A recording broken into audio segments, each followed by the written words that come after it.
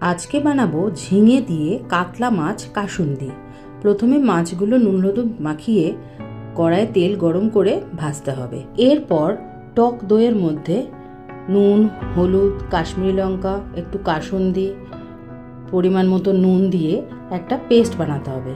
এদিকে মাছগুলো ভাজা হয়ে গেলে তুলে নিয়ে ওই তেলে ফোড়নে কালো জিরে আর রসুন দিয়ে একটু নেড়ে নিতে হবে। এরপর কেটে রাখা ঝিঙেগুলো দিয়ে ভাজতে হবে। এবার একে একে আদা বাটা আর ওই মিশিয়ে রাখা মশলাটা দিয়ে দিতে হবে এবং অল্প জল দিয়ে ফোটাতে হবে।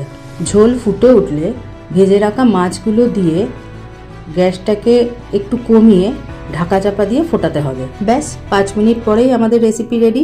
আর বিশ্বাস করো, এই রেসিপিটা ভাত, রুটি, পোলাও সব কিছুর সঙ্গে ভালো লাগে।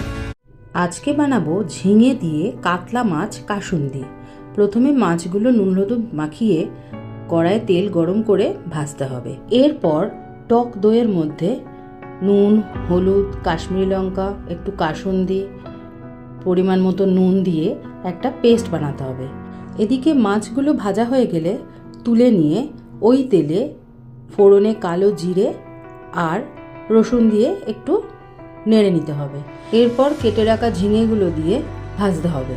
এবার একে একে আদা বাটা আর ওই মিশিয়ে রাখা মশলাটা দিয়ে দিতে হবে এবং অল্প জল দিয়ে ফোটাতে হবে। ঝোল ফুটে উঠলে ভেজে রাখা মাছগুলো দিয়ে গ্যাসটাকে একটু কমিয়ে ঢাকা চাপা দিয়ে ফোটাতে হবে। ব্যাস 5 মিনিট পরেই আমাদের রেসিপি রেডি।